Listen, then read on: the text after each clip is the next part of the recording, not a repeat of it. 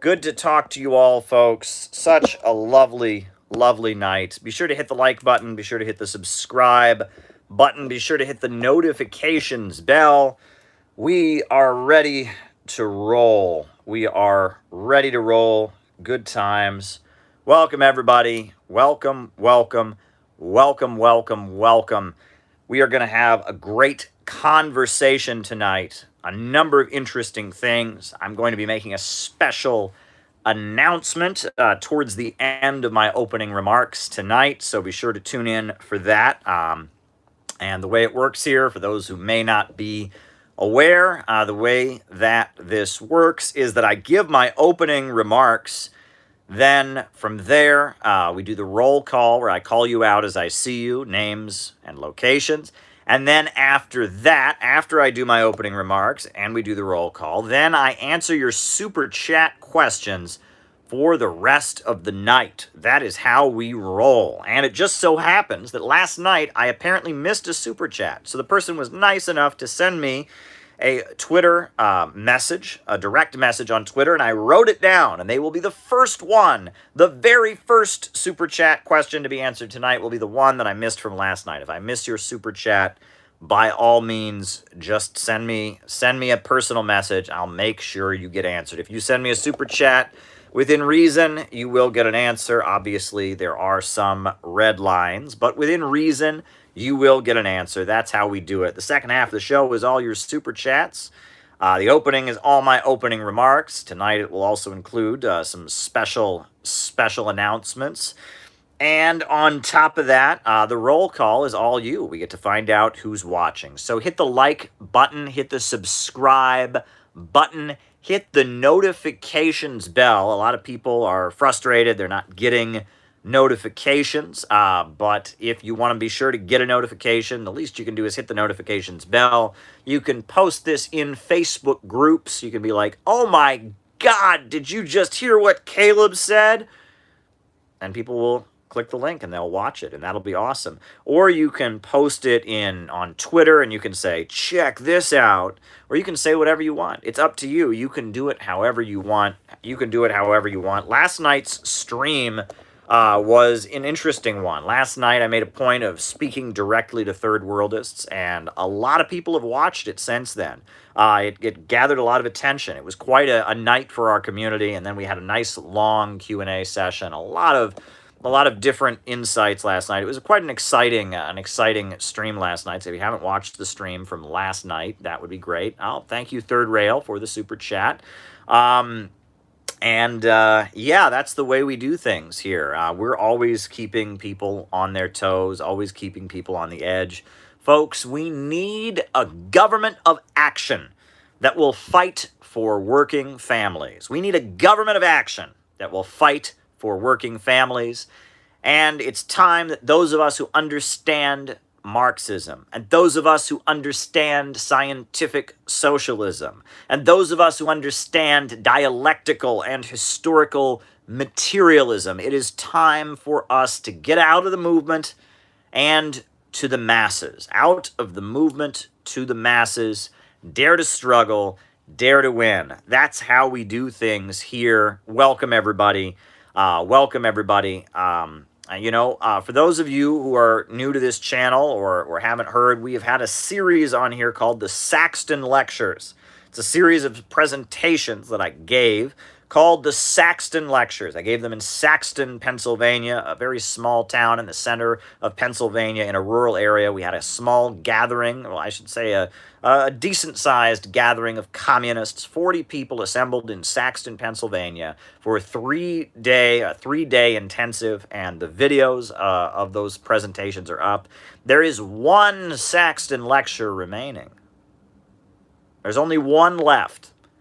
There's one Saxton lecture left to be posted, though it's pretty long. It's pretty long because the discussion is pretty extensive, and the singing and the music and everything. It's very important. The final Saxton lecture remains to be posted. But the first 7 of them are already up there. So if you want to check it out, the Saxton lectures, one of our Saxton lectures, the latest one, Saxton Lecture 2.3, How the CIA created the synthetic left. We talk about the Congress for Cultural Freedom.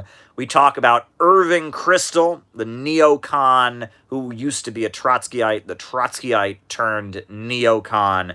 We talk about MK Ultra. We talk about how they worked to discredit the brave LGBT feminist writer Lillian Hellman because she was an unrepentant defender of the Soviet Union. We talk about so many things in the Saxton lectures, and there is one final Saxton lecture that remains to be posted, and it will be up soon. And later tonight, part of my special announcement will include the final Saxton lecture.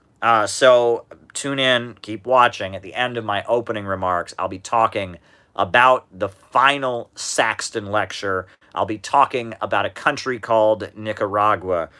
The final announcement that I'll make before we do the roll call, the way I'll end my opening remarks, is something that I think will interest a lot of you. Might not interest all of you, and that's okay. But it'll be an interesting announcement. It'll be an important announcement. So let's jump right into it. Plenty of unnamed water beverage, as always. So just a couple of headlines that stand out. The Global Food Price Index increased by 27% this year. The Global Food Price Index, that's a measurement of the cost of food around the world, showed a 27% increase in the cost of food around the world. 27%. That's more than a fourth. More than a fourth. The cost of food in the United States has gone up by more than a quarter. The food in the world, I should say, has gone up by more than a quarter. That's heavy. And that's because food production has slowed down due to the pandemic. So if you add this to the fact that there are already a situation where unemployment has risen all across the planet due to the pandemic slowdown, then you add to the fact that there is less food being produced, so the cost of food is going up, there's going to be a big problem on our hands. And there already is a big problem on our hands, folks. Here's another piece of information that people may not be aware of. 20% of Nigerians lost their jobs due to the pandemic. That's 1 in 5 people in Nigeria lost their jobs due to the pandemic. Can you imagine that? 1 in 5 people in a very heavily populated African country, in the African country that is the top oil exporting country on the African continent, 1 in 5 people lost their jobs. That's the situation in Nigeria. Now, Nigeria is currently the top oil exporting country on the African continent, but that's only since 2011. Prior to 2011, the top oil producing country on the African continent was Libya. Libya. The Islamic Socialist government of Libya was the top oil producing and the top oil exporting country on the African continent. And in Libya, under the leadership of Muammar Gaddafi, with a socialist economy, Libya had not only the top oil exports on the African continent, they also had the highest life expectancy on the African continent. There was not a single country anywhere in Africa that had a higher average life expectancy, according to the CIA World Factbook, than Libya. With socialist central planning, the African country of Libya, the North African country of Libya, had also built the world's largest irrigation system. Folks are saying prices are due to 2 main things: production and distribution, price gouging. Distribute.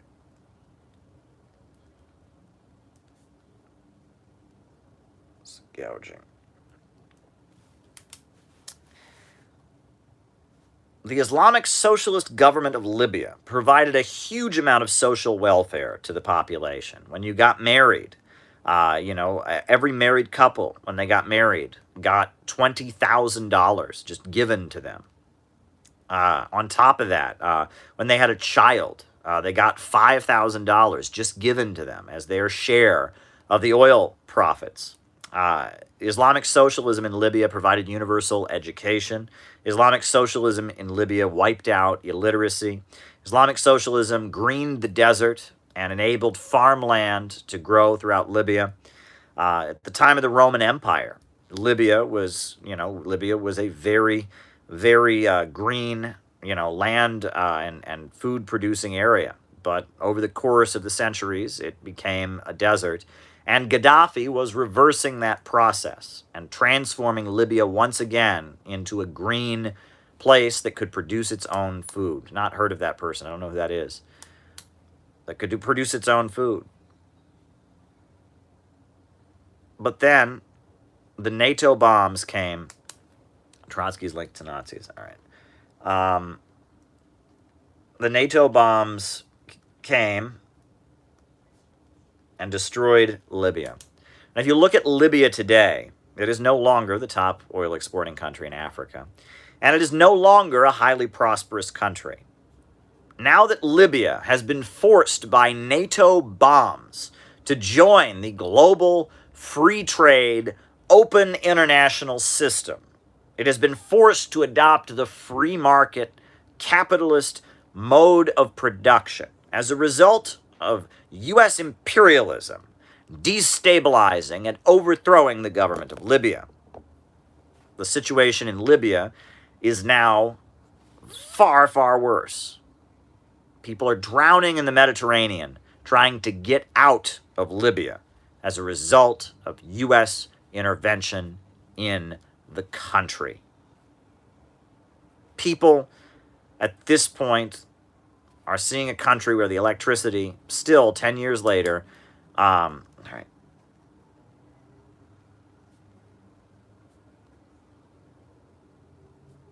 still 10 years later, is not on in all of the country. Some parts of Libya, a lot of parts of Libya don't have electricity still. There are two rival governments battling each other, facing it off. China is an amazing thing. Great documentary. All right. China. Greening desert.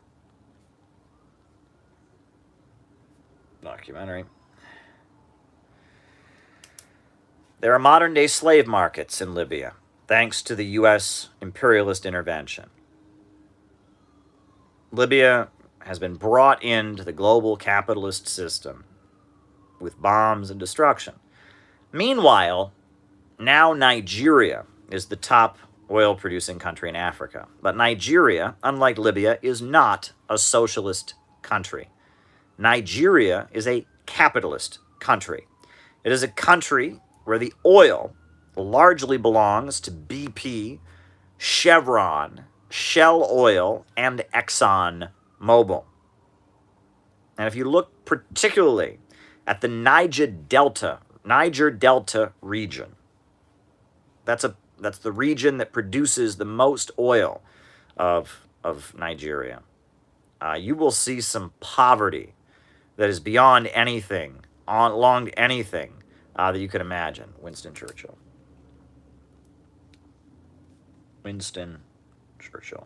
It's beyond anything you can imagine. Type it in right now. Type in Niger Delta region photographs. And you'll see horrendous poverty in a very, very wealthy area. In an area that produces at this point more natural wealth than any other part of Africa. You will see huge amounts of poverty. That's what the free market system has to offer. There's a huge rate of illiteracy in Nigeria. There is malnutrition in Nigeria. And since the pandemic in particular, there's been an episode of malnutrition. Nigeria is an oil-rich country with a capitalist economy. Libya, until 2011, was an oil-rich country with a socialist economy. And there is a very, very big difference there. A very, very, very big difference there that you can see. Now, some other news that I thought might be worth commenting on. The Islamic Republic of Iran has announced, now this is interesting. The Islamic Republic of Iran has announced that it has the largest chopper force in the region. The Islamic Republic of Iran has the largest force of armed helicopters of any country in the region. Can you imagine that? There's no other country in the Middle East that has more armed military helicopters than Iran does. Very exciting. Iran is prepared to defend itself. Iran is a very large country. It has a very large population. It is very developed. You should see the highways and gardens and very well-developed country. And it is armed to the teeth. You have the Iranian regular military. You have the Islamic Revolutionary Guard Corps, the IRGC. You have the supreme leader. You have militias in communities. You have the Basij councils that are in every neighborhood. The Islamic Republic of Iran is locked and loaded and ready to defend itself. That is a country that, as much as it's a country full of people who want peace, who want stability, they don't want to have another revolution, they don't want to have more chaos, they certainly don't want to have terrorism. It's very safe and stable compared to many countries in the region. That's a country that's prepared to defend itself from any U.S. attack or U.S. onslaught. They now have the largest helicopter force, the largest armed chopper force of any country in that region. That is big. Other news. The Financial Times ran an article recently declaring that China has already beaten the United States when it comes to artificial intelligence. Did you hear about this? Artificial intelligence is the new cutting edge of computer technology. That's 3D printers, that's computers that can play chess better than humans can, that can sell stocks and predict the stock market better than humans can. Artificial intelligence. China has already won the artificial intelligence race. They've already won the artificial intelligence race. Why? Why have they won it? Well, this is not what the Financial Times, the voice of neoliberalism, says, but this is why. I'll tell you why China has won the artificial intelligence race. Because they invested in it. They invested in something that there wasn't going to be an immediate payout in. The Chinese government has already been funding, love your life, don't do drugs. The Chinese government has already been funding for years research and development into computers and other advances, things that wouldn't have an immediate payout, things that wouldn't lead to balancing the budget. They made a strategic investment. Right? Tech billionaires. Sponsor.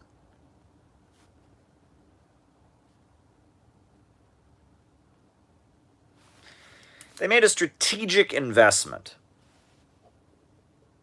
to fund universities, fund technological research, and put government money into these things on which there would not be an immediate payout. There wasn't an immediate payout. But they realized it would be good for China overall if the country was advanced in these areas. And so, without seeing an immediate payout, without seeing the free market immediately jump as a result, without seeing tax revenue come back in, they invested in the country. And it's now paying off. China is very much ahead, very far ahead of the West when it comes to artificial intelligence. Because here, we have an economy based on profits. But without profits in command, with the Chinese Communist Party and its 5-year economic plans controlling and regulating the economy, they can make long-term strategic decisions. They can operate in a smarter, more strategic manner. They're not limited to the irrationality of the market. They made a decision that they were going to, as a society, invest heavily invest very, very heavily in computer, artificial intelligence technology, and they did it. They made that decision, and they stuck by it, and they did it. And this is an example of what you can do when profits and the irrationality of profits are not running your economy, right? When you are able to rationally plan out the economy, and when you can have the state controlling the means of production, you can utilize the market sector to strengthen the economy overall, but you don't have simply profits in command. When you do that, you can make strategic decisions like this. We don't seem to have the ability to do that in the United States. And this is the kind of economic thinking. Look, at one point, Roosevelt decided that he was going to have a rural electrification program, that in order to stimulate the U.S. economy, he was going to bring electricity to the Midwest, to Kentucky, to Tennessee, to places like that, because that would help the economy overall, right? It would make the economy of the USA stronger if electrification were brought to the heartland of the country. And at the time, there was not an immediate payout. There was not an immediate payout for the Tennessee Valley Authority when Roosevelt created it. But it was done strategically, understanding that if you brought electrification to the rural areas of the United States, if you brought electricity to parts of the United States that didn't have it, the result would be those places economically prospering, the standard of living rising, and ultimately there would be a payout down the road. And so Roosevelt spent lots of government money to electrify the United States. And if he had not done that, there would not have been an economic boom in the 1950s the way there was. It was investing in the future, right? This is strategic thinking. And when profits are in command, when you have the free market in command, you don't have this kind of thing. Now, Roosevelt was a Bonapartist figure. The Chinese Communist Party leads a socialist society, but the market does not let you do strategic things like investing a lot of government money and just training people in AI, building AI facilities, so that maybe 20, 30 years down the road, you can be leading the world in AI. But you have to do that. It requires real leadership. Considering China's very large lead on the U.S., what do you think the future would be like with communist USA and China? All right. China in future. All right. Now, I wanted to talk about that, the fact that China made this strategic decision as a society, and they're already ahead in artificial intelligence. They've got, at this point, I might add, the world's largest telecommunications manufacturer, Huawei Technologies. They've got the world's largest hydroelectrical power plant, the Three Gorges Dam. They are the world's largest producer of steel. Half the steel in the world is produced in China. Keep in mind that in 1949, there was not a single steel mill in China. They did not produce any steel. Today, they produce half of the steel on Earth in a largely state-run steel industry. That is socialism. That is what socialist central planning has done. If profits were in command, if they had let the market operate, none of that would ever have happened.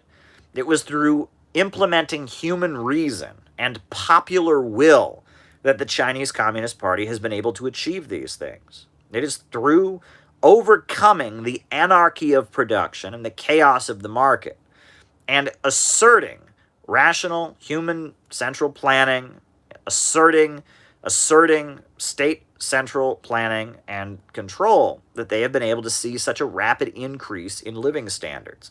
They've utilized foreign investment to do it, but the result has been a rise. In China, they have a government of action. They have a state that oversees the means of production. And the Chinese Communist Party, with its 90 million members and its very well-organized population, is able to mobilize the population to carry out its goals and have great successes. The free market would have never brought this. But this is what happens when the state takes on responsibility. I've often made the reference to the notion of statecraft. statecraft. Right? In the Middle Ages, there was a feeling that people only existed to serve those above them, their quote-unquote natural superiors. If you were a peasant, you existed to serve the landowner, the noble. If you were a commoner, you existed to serve your king. And people were told that their responsibility in life was to obey their natural superiors. The church told them this is what God wanted them to do. They were to obey their natural superiors, and their superiors, their natural superiors, the nobles, the king, had the quote-unquote divine right to rule over them. But you'll notice that things suddenly started to change in Europe. There was a game change, a sudden game change in Europe. It was not sudden, it was over the course of hundreds of years, but it seemed like something snapped. Something started to change. The modern world was in birth. And part of what gave birth to the modern world was a change in how rulers ruled.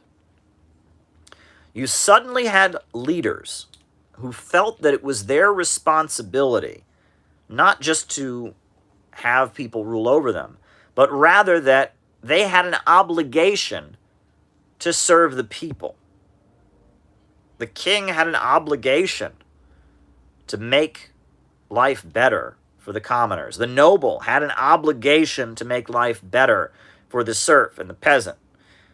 That it was necessary for the state to fund scientific research and to fund art and music, and that the state had a responsibility to better the population. This is the notion of statecraft, and you can find it in the Treaty of Westphalia, right? Marxist theater and film. You can find it in the Treaty of Westphalia, right? The notion of serving the people of a nation state.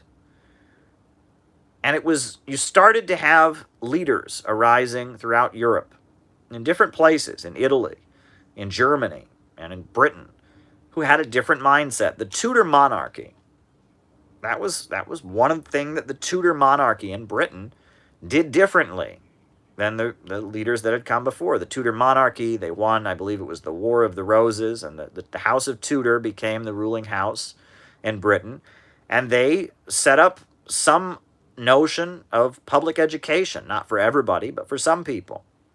And it was, through the Tudor monarchy that we eventually got the work of William Shakespeare. And they were putting on plays, and they were sponsoring art, right? It's also as a result of some progressive-minded leadership in what is now Germany that we got the music of Bach and Mozart. It's because of some progressive-minded leadership in Italy that we got Leonardo da Vinci and a lot of the achievements in that area. A lot of things started happening because there became a notion that the government has an obligation to serve the people. An obligation to improve the people. An obligation to make the people smarter. An obligation to unleash the people to make great achievements. That a great ruler or a great leader was not defined simply by his ability to be unquestioned and to rule over people, or to conquer the enemy and conquer other peoples and enrich himself. But a great leader was measured by his ability to improve the population, to improve the living standards in the country, to improve the cultural level of the population. That a king or a monarch was great if that king or monarch could somehow enable the population to live better, to have a stronger economy, to be more well-educated, to be more humane and civil to their fellow human beings. If the monarch could make life better in the country, that's what it meant to be a great monarch. And that was a game changer. And it was that kind of mindset. When we started to see leaders emerge with a different kind of mindset, that's what set the spark that started to launch us on the road of getting out of the Dark Ages and into the Renaissance and the Enlightenment, right? At least in schools, not in tech to kids.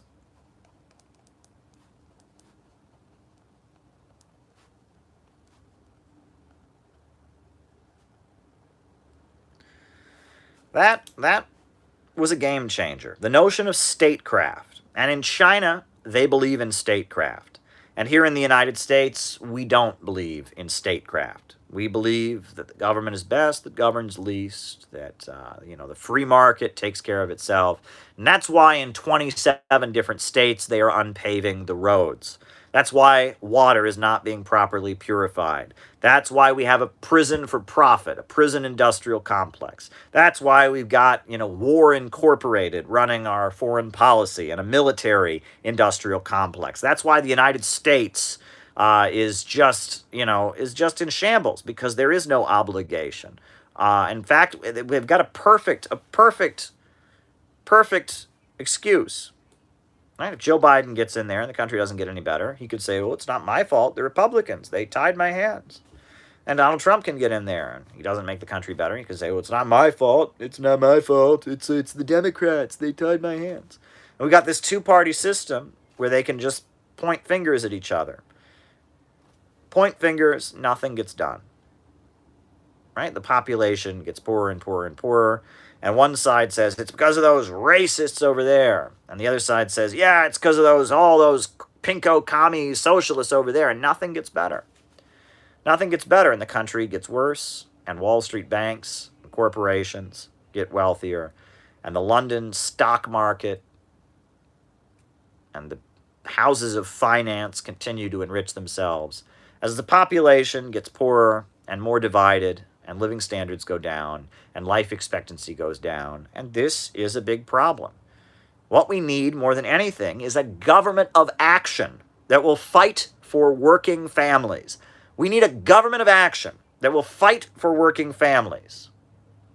And that government would have to be a government of all the people, not just the government of one constituency or another. It would have to represent the entire country.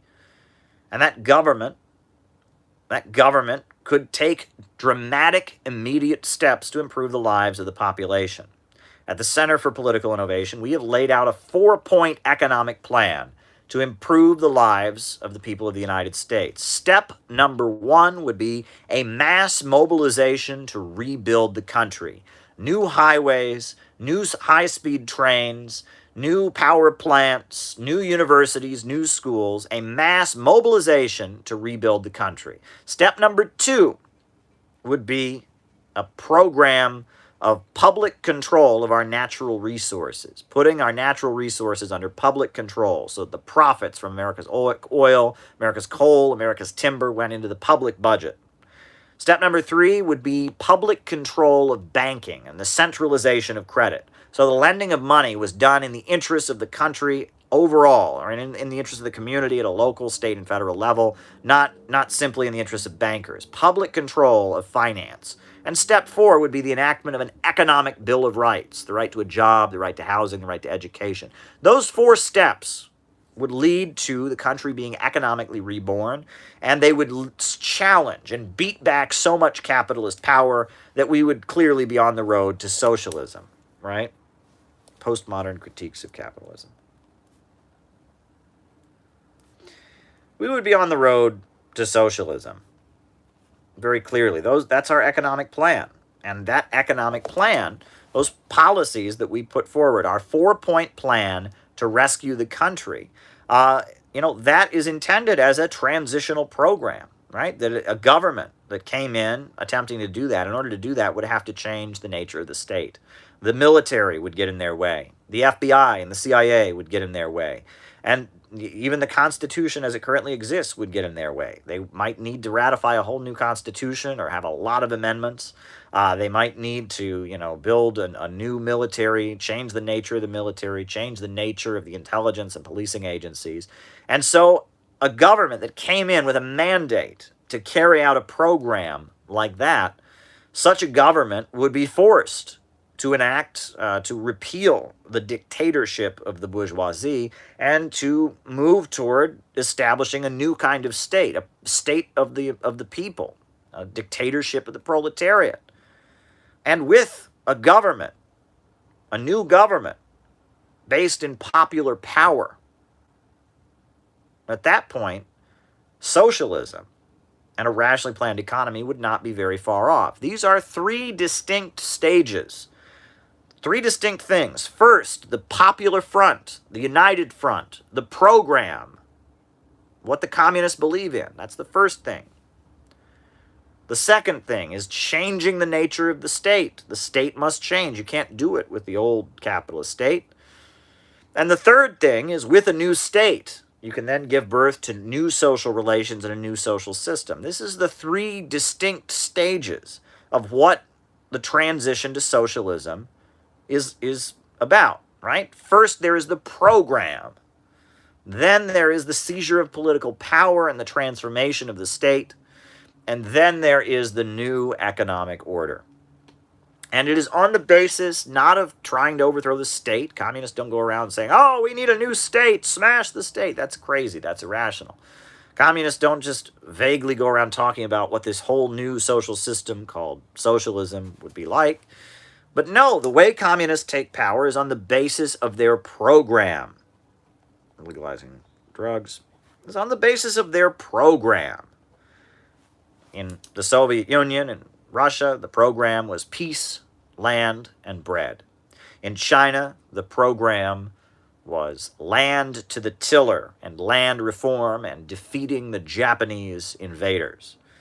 In Korea, if you read, it's actually very interesting. In the works of Kim Il-sung, you can find the program, I think it's the 14-point plan, the 14-point program of the Korean Workers' Party when they took power. And it was the creation of a national health care system and the confiscation of the property of Japanese invaders. And it was a pretty basic plan, not complicated stuff. But in order to enact it, you would have to push back capitalist power.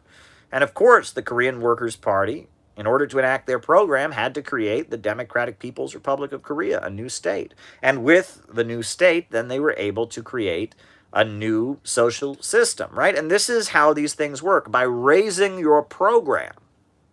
A program calling for a government of action that will fight for working families, laying out in clear, coherent terms what that government can do.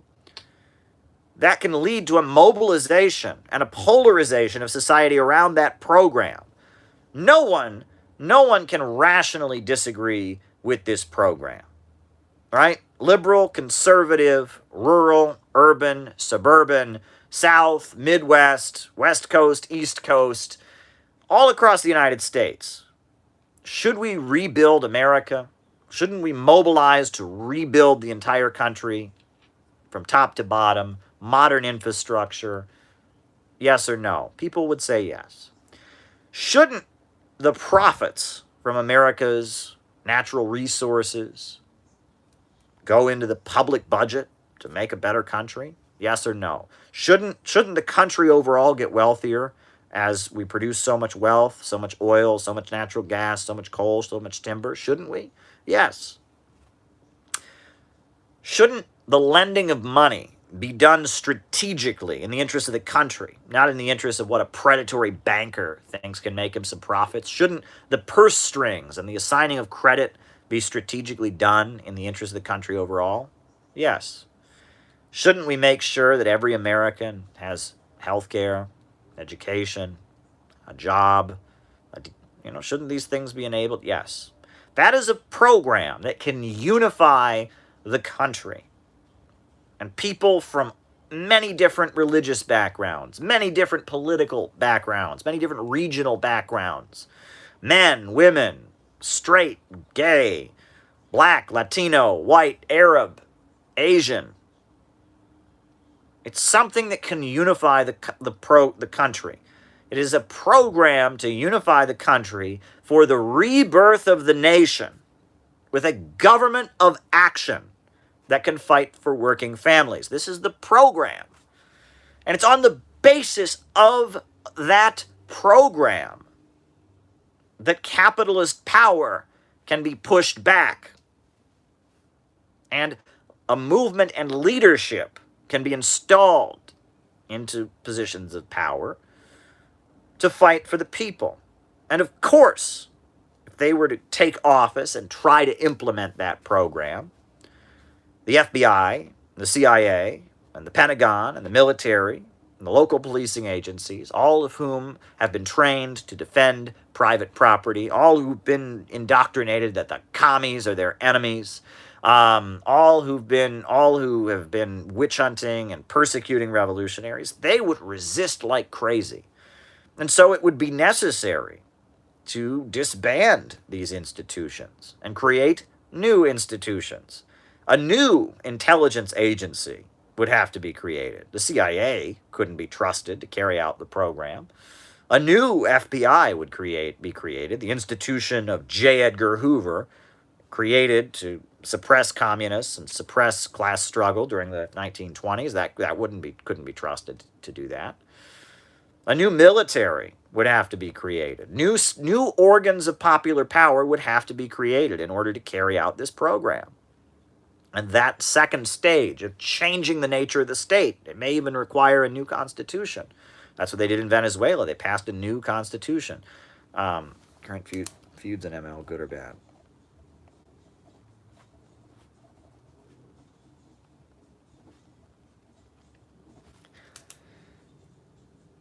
That would be the dictatorship of the proletariat. And then, with a new government that could carry out the program that the people voted for, a new government, a new state based on popular power, based among the working class, with new institutions to serve it, then full socialism could be implemented. This is the scientific process of revolution, the scientific process of transitioning to socialism. I want to just read one more news item before we end our opening remarks here. This is another thing to point out. The United Nations, and thank you, Tepid, for your super chat. The United Nations has dropped its investigation of Saudi war crimes against the people of Yemen. All right? The UN was investigating the fact that Saudi Arabia is bombing the hell out of the people of Yemen, murdering them with U.S.-made weapons, with U.S. complicity and support, as well as the complicity and support of the United Kingdom. The Saudis, they were under investigation by the UN, but the UN dropped it. And why did they drop it? Massive Saudi lobbying. The Kingdom of Saudi Arabia, the homeland of Osama bin Laden, the homeland of the hateful distortion of the Islamic faith called Wahhabism, the Saudi autocracy with oil billions of dollars in oil, and, buying all kinds of weapons, they have arranged for the UN to look the other way and to stop investigating their horrendous crimes against the people of Yemen. And that shows you how corrupt these institutions like Human Rights Watch, the UN Human Rights Council, the International, Observatory of Human Rights, all these groups,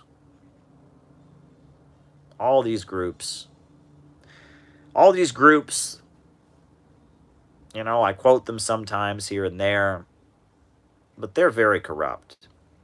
They're very corrupt. And he who pays the piper calls the tune, as they said, right? Right. All right. Red, brown, libcom. Right? And that needs to be understood. Right? You listen to Jabba the Vosh. Anyone who doesn't think that China is the same as the Nazis is a Holocaust denier. I read an article on Al Jazeera, and it said something about Uyghurs in China, so it must be true. Anyone who questions media allegations about a country that's under attack is a Nazi Holocaust denier. I can't make an argument on with anyone. I can't debate anyone without calling them a Nazi. Every debate I have, I compare everyone to Nazis. I even compare black women who want decolonization to Nazis. I think everyone's a Nazi, right? Jabba the Vosh, right? I mean, they really put their faith in Human Rights Incorporated, the propaganda outlets that decide which countries are going to be condemned as human rights violators and which countries are going to get an A-OK free pass.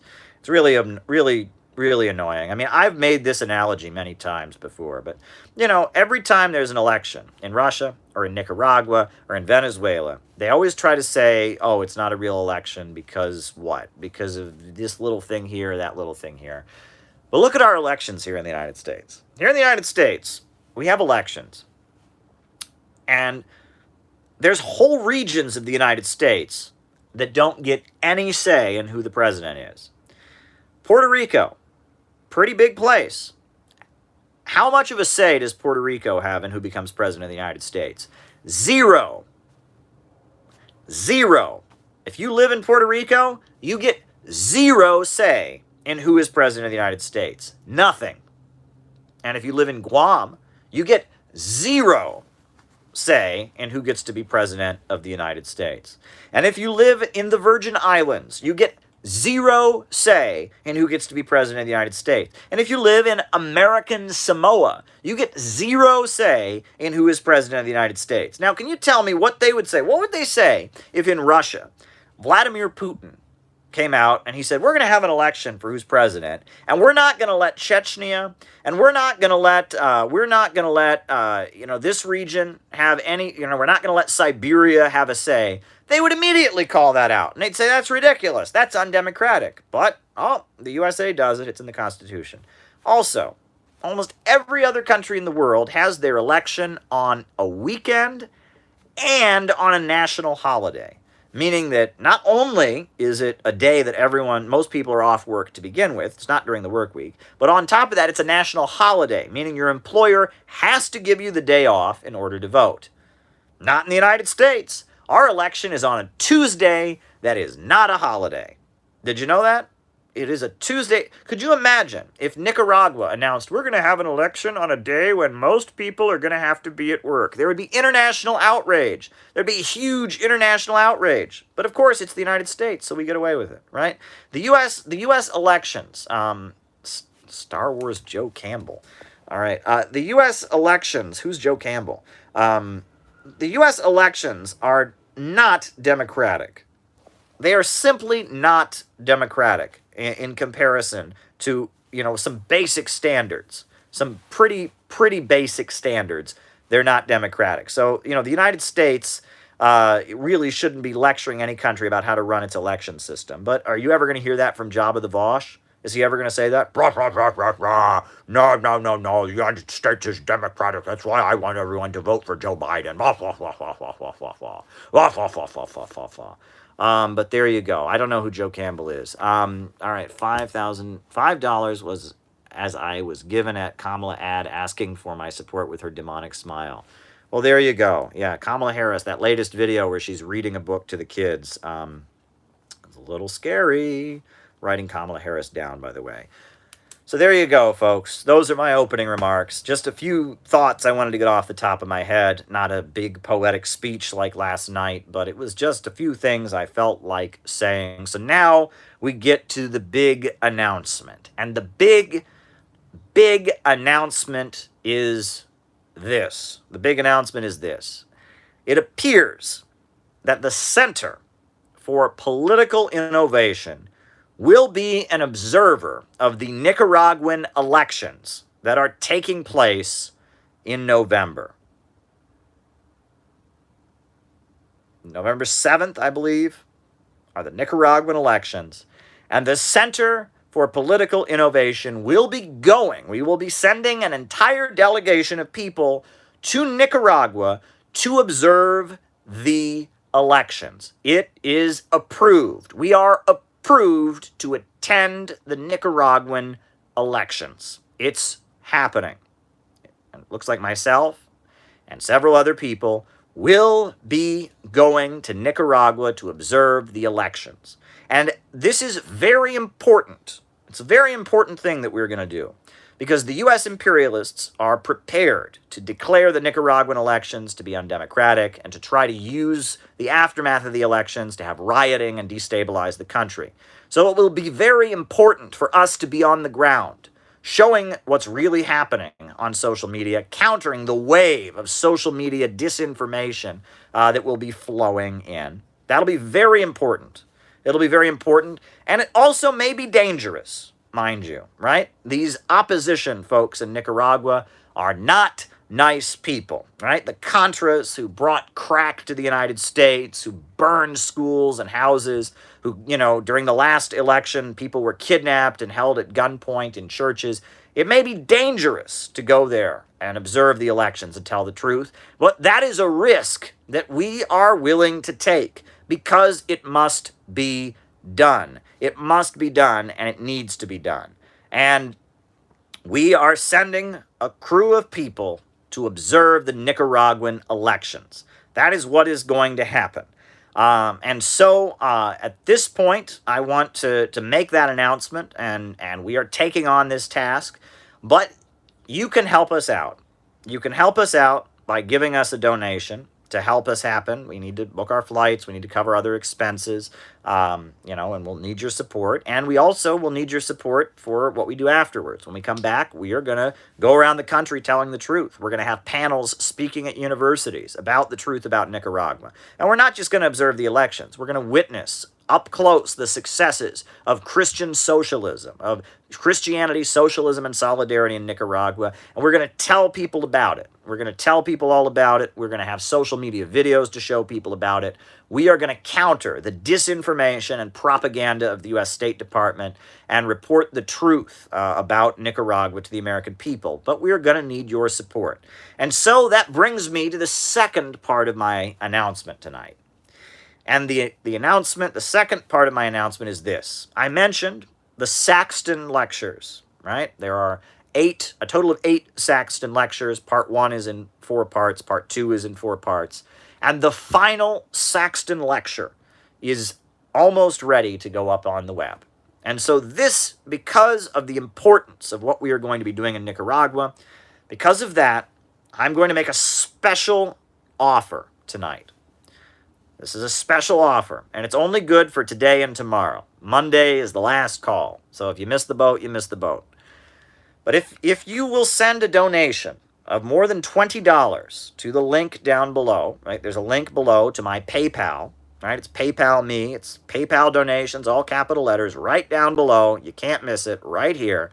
If you will send a donation of more than $20 to support the efforts of the Center for Political Innovation in Nicaragua, you will get to watch the final Saxton lecture a week ahead, 7 days ahead of everyone else. 7 days before anyone else sees it, you will get to watch the final Saxton lecture, Lecture 2.4, The City Building Tendency.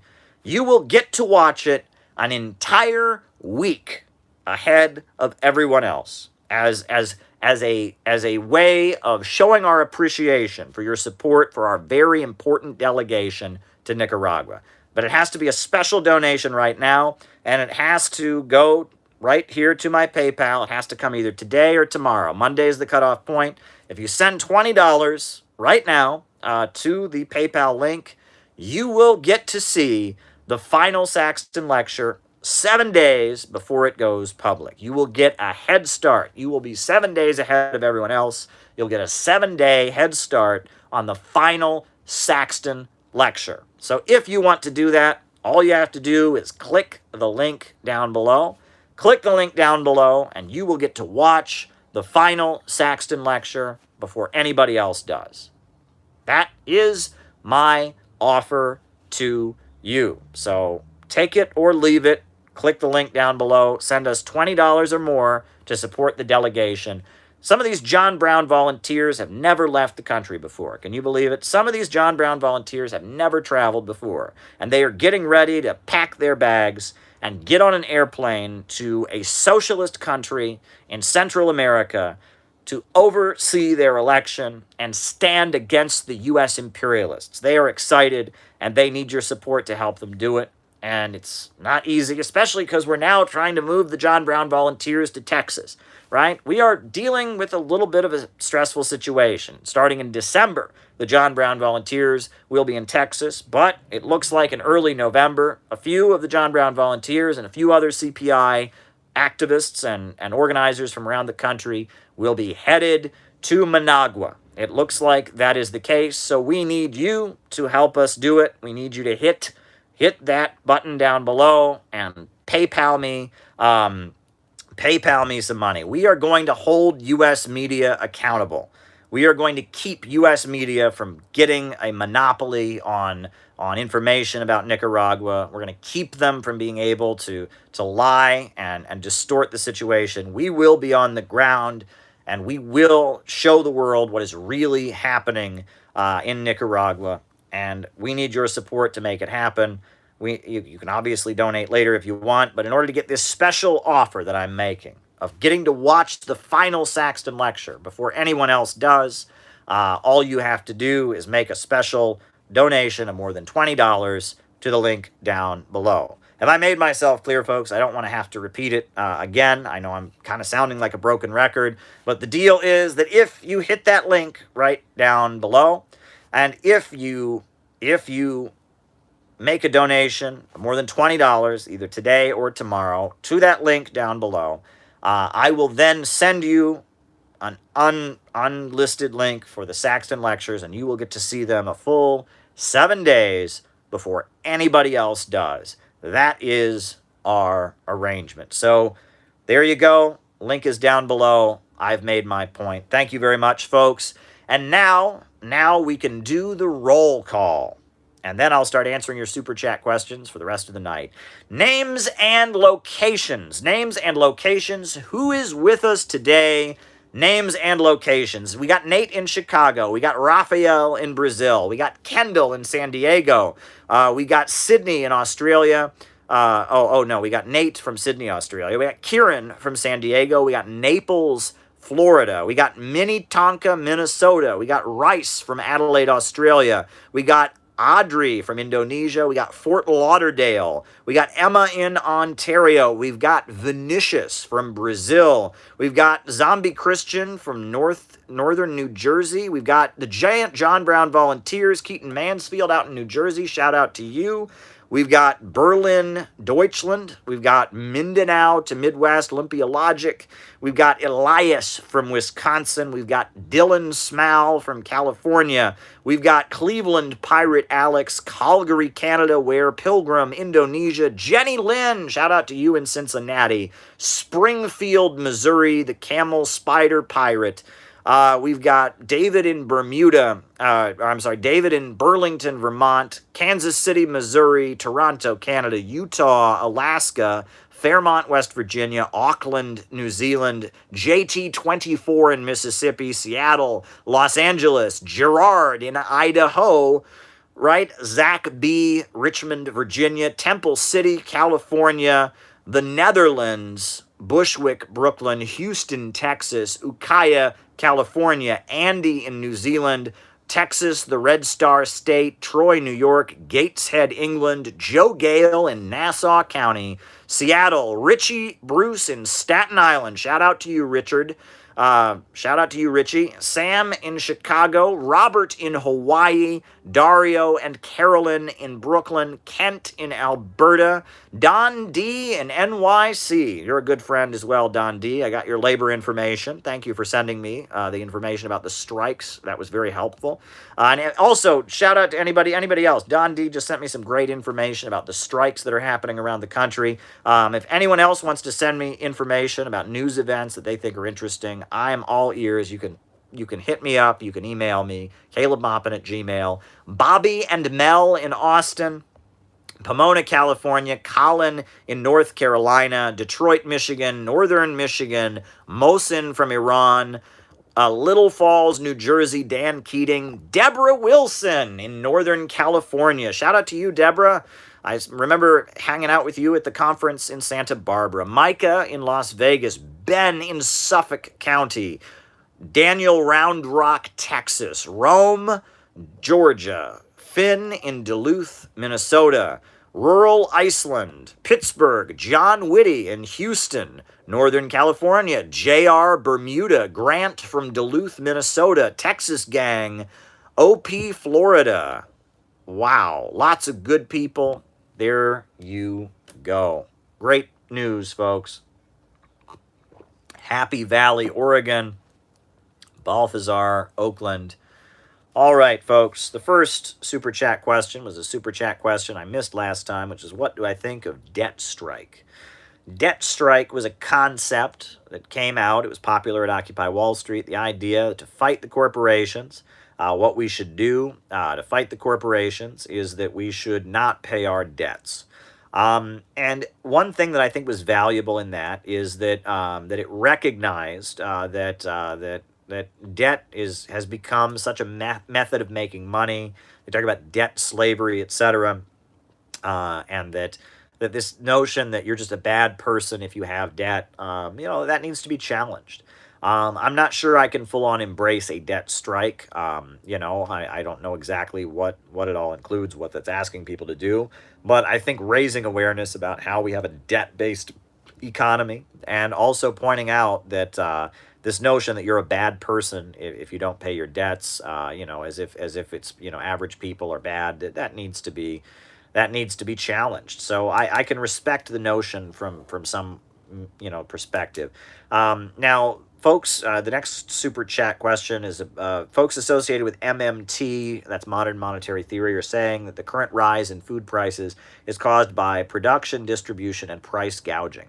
Well, what is price gouging, right? Any capitalist is going to try to get as high of a price as he possibly can, right? So what is price gouging? Right? Is there a legal definition of price gouging? I mean, yes, it's because of food production has slowed. Yes, distribution is limited, and there's less food being produced, so the food that exists is going to be costing more. But yes, and corporations are trying to get as much as they possibly can for it. I mean, all of those things are true. I don't know what that has to do with modern monetary theory, but there you go. Trotsky's links to the Nazis. Well, look, okay, here's the thing. As far as Trotsky being linked to the Nazis, the academic Grover Furr, who's a great man that I've met many times, I can't, vouch for his work because I just don't know enough about Russian history. I mean, he wrote a very good book about Russia and Soviet history called Blood Lies, which just rips to shreds Dr. Timothy Snyder, the head of the Russian Studies Department at Yale, who's basically just a despicable, lying propagandist who writes anti-communist propaganda for a living. He wrote a great book, Dr. Grover Furr. He's written some other stuff looking into the possibility that Trotsky had collaborated with the Nazis during World War II. Now, you can go and look at Trotsky. You can go and look at what was said by Grover Furr. I'm not sold that 100% happened. Okay, and I don't think Grover is fully certain. I mean, Grover says there is no smoking gun, so I'm not going to level that allegation against Trotsky full on. You can read what Grover Furr has to say about it for himself. I'm not here to make that allegation. However, when it comes to Trotsky and the Nazis, first thing, and I've made this point before, is that, the notion that Trotsky was some kind of intelligence op, right? That to fight communism, the Western intelligence agencies propped up Trotskyism. That's not a crazy conspiracy theory because they did the same thing with the Nazis. The British propped up Otto Strasser, right? In order to fight Hitler. They found Otto Strasser, who was a Nazi who had a falling out with Hitler and moved to Britain. And the British made propaganda articles. I have not read that article, Robert Webb. I haven't read the article about North Korea rejecting the vaccines. I just haven't read it, but thank you. In order to defeat the Nazis, the British made propaganda alleging that Hitler had sold out Nazism, and that the true Nazi was living in exile in Britain and was named Otto Strasser. And they made a lot of propaganda. All right, Molotov-Ribbentrop Pact, World War II, right? They made a lot of propaganda, saying that that Otto Strasser was the true Nazi. He was it was Nazi Trotskyism, basically. They made Nazi Trotskyism. Otto Strasser was the Nazi Trotsky. And then later, we know that there were a number of Trotskyites who were subsidized by American intelligence with the Congress for Cultural Freedom and Partisan Review magazine and such. We also know that when the Nazis were invading France, Trotsky was living in France, and then he moved to Mexico. But as France was preparing for the Nazi invasion, the Communist Party of France was urging workers to defend the homeland, right? Defend the homeland from the Nazi invaders. And if you read Trotsky's writings, which are available, you can read Trotsky's writings in exile. They have volumes by year. Go read 1939, 1938. Trotsky condemns the French Communist Party for, quote unquote, defense of the fatherland as they're preparing to fight the Nazi invaders. And instead, Trotsky pushes this idea of revolutionary defeatism. And he says that the communists should welcome the defeat of French imperialism by the Nazis. And Trotsky talks about World War II as World War II is preparing to break out. He talks about World War II much like it's World War One, right? He's like, oh, the workers have no fight in this. The German workers and the French workers should lay down their arms and fight the bosses. It's nuts. It's particularly nuts. So no, I'm not 100% sold on the idea that Trotsky collaborated with the Nazis. It's clear that Trotsky was an anti-communist, a professional anti-communist. It's clear that Western intelligence was propping up Trotsky and his ideas to destabilize communism. There were, propaganda broadcasts from the Germans into Russia that pretended to be Trotskyite broadcasts to confuse the Russian workers. I've also heard that Trotsky's writings were published by William Randolph Hearst. He published a big article by Trotsky. William Randolph Hearst was a fascist newspaper owner in the United States, and he published articles by Leon Trotsky. That also Benito Mussolini published some of Trotsky's writings and circulated them in Italy. But how much, was Trotsky actually full on working for the Germans? I'm not convinced yet. I mean, it's possible, right? It's certainly possible, and I'm not saying it's not, not something that's possible, but I'm not full on convinced that he was a full on Nazi collaborator.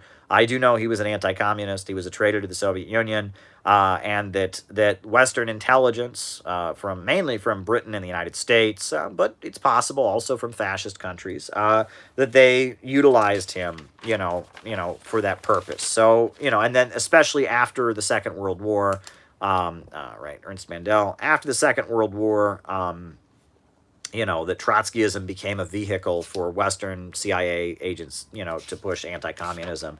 And that's very well documented, that especially in the 50s, starting in the 50s with the Congress for Cultural Freedom, the CIA was promoting Trotskyism. That's very clear.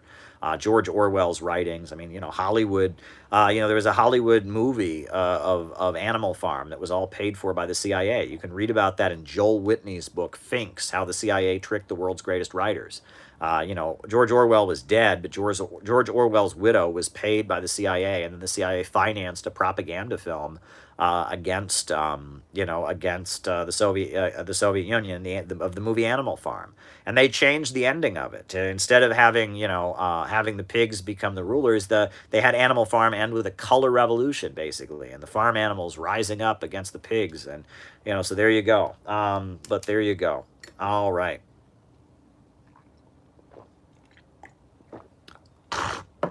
So there you go. All right. What do I think of Jimmy Dore and Jackson Hinkle? I love them both. Jimmy Dore is a comedian who is anti-imperialist, who really believes that we should have free health care for all, and has stepped up to demand force the vote. And he's great. And I love Jimmy Dore and what he does. And the fact that he does it with such a big audience, and that he's You know, he's great. Jimmy Dore is a hero. The same for Jackson Hinkle. Jackson Hinkle is awesome. He's tremendous. And the fact that he is, fighting, for health care for all and jobs for all, that he's a patriotic socialist. And I love Jackson Hinkle. Both of them, Jimmy Dore, Jackson Hinkle, they get the A+ approval rating from Caleb Maupin. What is it? I think they used to have a segment on The Tonight Show. Does this impress Ed Asner? Right? And Ed Asner, the actor, would sit there and they'd have like various comedy acts or, song and dance kind of things come out, and then they would turn, Ed Asner, are you impressed? And he would sit there and go, or he would go, and it was a segment they did. Does this impress Ed Asner? So when you ask me about Jimmy Dore and you ask me about Jackson Hinkle, does this impress Caleb Maupin? That's right. It's just like Ed Asner. I am impressed. Like to learn early examples of CIA infiltration in Hollywood. All right, we can talk about that. That's amusing, right? CIA in Hollywood. We can certainly talk about that. I've read about that topic before. I've sure read that thing. All right. Alrighty. Next super chat question. China is greening the desert, and the person recommended a documentary on it. What China is doing is utterly amazing in so many ways. Read about their future hotel. It's a hotel where you just walk in. You don't need to check in. You don't need a key. You just walk in. You scan your face when you make your reservation. You show up at the hotel, and you walk in, and you go to your room, and the door unlocks because it recognizes your face, and yeah, the future hotel, they call it. I mean, you should talk about what China's doing. They're trying to build an alternative to Hollywood, right? The Oriental Film Complex, right? The Oriental Film Metropolis or something like that, it's called. Amazing what China is doing. China is so ahead in so many ways. Socialism has never worked, apparently, right? Having a state-run economy with 5-year plans, government-controlled banks, it's never worked anywhere. I mean, look at China. They're never accomplished anything. I mean, I don't know how people say these things. It's just, there you go. What do I think of Winston Churchill? Winston Churchill was a monster. He was a monster. I mean, he, at one point, there's so many little anecdotes like this that tell you everything you need to know about Winston Churchill. But this is just classic. Right, so Winston Churchill, he was a member of Parliament in Britain, and after World War I, Iraq was a colony of Britain, right? Then the people of Iraq were revolting and rising up against the British, and the British, in order to put down the revolt of the Iraqi people, dispatched poison gas. They used chemical weapons, poison gas, against the Arabs, and Britain had just signed the Geneva Convention at the end of World War I, which outlawed the use of poison gas. And so Winston Churchill was asked, how can you use poison gas, when you've signed, this document that says you should never use poison gas? And you know what Winston Churchill said? And this is according to the book Oil, Profits, and Empire by Larry Everest. Winston Churchill, according to this book, he was asked, how can you use poison gas against the Iraqis when you explicitly signed a document saying you can't use poison gas? And he said, well, the Geneva Convention forbids us from using poison gas against men, not against Arab savages, not against uncivilized tribesmen. I mean, it was just, this man was despicable. There was a famine in India where millions of people in India were starving to death. And he laughed about it. And he said, well, maybe they should stop having so many babies in India. I mean, Winston Churchill was a despicable human being.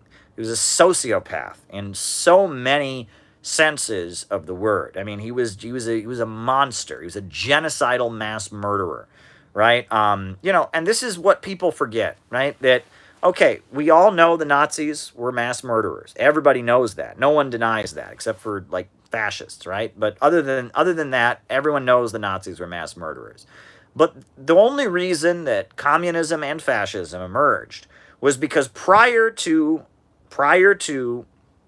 the 1930s and the Great Depression, everybody knew that free market capitalism was a murderous, genocidal system. The British free trade, open international system, the wealth of nations, survival of the fittest, that system killed millions of people in every corner of the world. It killed millions of people in the Caribbean. It killed millions of people in Asia. It killed millions of people in China after they forced China to adopt free trade with their opium wars, 2 opium wars. Killed millions of people in Africa. These British settlers would just gun down entire villages, just for sport with their early machine guns. It killed millions of people all over the world. All over the world. The British free trade system in Ireland, it killed millions of people. In Ireland, they had a man-made famine, the potato famine, with the land seizures and the free market libertarian policies of the Whig Party that led to millions of Irish people starving to death. Everywhere in the world, people saw that the British free trade, open international system was genocidal and murderous. And Winston Churchill was a defender of that system. He believed in free trade. He believed in, he believed in, in the open international system and free market capitalism, survival of the fittest, Malthusianism. He was an awful, awful person. Obvious. And the Nazis, I will add, were a British creation. The British were arming the Nazis to fight the communists during the 1920s. During the 1920s, the communists were expanding in Germany, so the British started giving guns and weapons and financial support to the Nazis as a street fighting counter gang to fight the communists. And then, as the Nazis got bigger, they realized, oh, we can do better than this, and they sat down with Hjalmar Schacht. Hjalmar Schacht, who was the top German banker, and they made a deal with the German industrialists, the Krupps and the Tysons, and the Nazis became the ruling party of Germany. And then they actually were they dissed the British and eventually had a war with them. But that's the history of Nazism, in Germany. And the ideas that the Nazis espoused were very British ideas, right? They were British Empire ideas. They were survival of the fittest. Some races are naturally superior to others. What else? We need to reduce the human population. Primitive is better. Nature, we need to go back to nature. Human beings are a cancer on nature. There's a natural order that we can find in primitive, societies around the world. We need to restore it. And it's the same with Mussolini. Mussolini was also a British counter gang. The Fascisti were a pro-British counter gang in Italy, right? They were a breakaway from the socialist movement that was supporting World War I and went around beating up and attacking anti-war folks because the British wanted Italy to be on their side in World War I. We blame fascism on Germans, right? And I mean, obviously, there are plenty of Germans who were part of the Nazi state, collaborated with it, participated in its horrendous crimes and the Holocaust, etc. But prior to the Nazism and prior to the Nazis, Germany was actually the most progressive country in Western Europe. It was the center of the gay rights movement. They had a modern gay rights movement in Germany in the 1920s. They had, gay bars and drag shows and whole institutes for gay rights. They had the biggest communist party in the world outside of the Soviet Union was in Germany. They had a militant labor movement. Germany was very much a very progressive place, and that's why the Nazis were necessary to stop that, right? Because the Germans were considered to be a very progressive, revolutionary left-wing group it was a left-wing, progressive, open-minded, free-thinking, forward-thinking country. And so Nazism was used to suppress that, right? Nazism was imposed because of the threat of communist revolution in Germany. And that's what people don't seem to quite understand, right? That the Nazis didn't come into existence because Germans are just naturally evil, right-wing, authoritarian people. It's quite the opposite. Nazism came into existence because the German people were so progressive and forward-thinking that there was a real danger of having a communist revolution in Germany. There's a real danger of that, and that would then lead to spreading communism throughout continental Europe. And the British were very afraid of what would happen. The ultimate fear of the British, going back thousands of years, has been, what if the Russians and the Germans got together? That has been the biggest fear of the British Empire. If the Russians and the Germans got together, the British Empire is doomed. They have no foothold in Eurasia at that point. If the Germans and the Russians team up, then Eurasia, the entire Eurasia, is lost to the British Empire. And that's they have worked really hard to make sure that never happens, right? And that's the way we interpret World War II and everything. We have it completely wrong. So there you go. There you go. There you go. I'm sure someone can find something I said there and use it to cancel me. But then again, I could not have said that, and they would have still found something. The reason I get so many haters is because I'm doing my job and I'm keeping it real. All right. Tech billionaires, would they sponsor Texas independence? No. First of all, I think tech billionaires would be more likely to sponsor California's independence, number one. But number two, I don't think that will happen because the character of Texas is changing. Texas almost elected Beto O'Rourke as their senator. Texas right now is still in the Republican camp. It's still Republican, but it's drifting. Generationally, it's not Republican. It's not any, I mean, Texas is not, people have noticed Texas, the demographics of Texas, yes, there's a solid right wing in that state, but it's the right wing foundations of Texas. Give it 10 or 20 years, it's not going to be what it once was. The fact that Beto O'Rourke almost won, that's huge. And I mean, you look at the demographics of Texas. No, I don't think Texas independence is on the agenda. Texas independence was based on Texas being this right-wing, conservative, Republican state that was just so out of step with the rest of the country. And that was true 10 years ago, maybe. That was true maybe 20 years ago, but it's not true anymore. Maybe, there are plenty of states that are like that. There are plenty of red states that are pretty solidly Republican. But Texas at this point, give it time. Texas may very well stop being a solidly red state. So I don't think, Texas secession is on the agenda.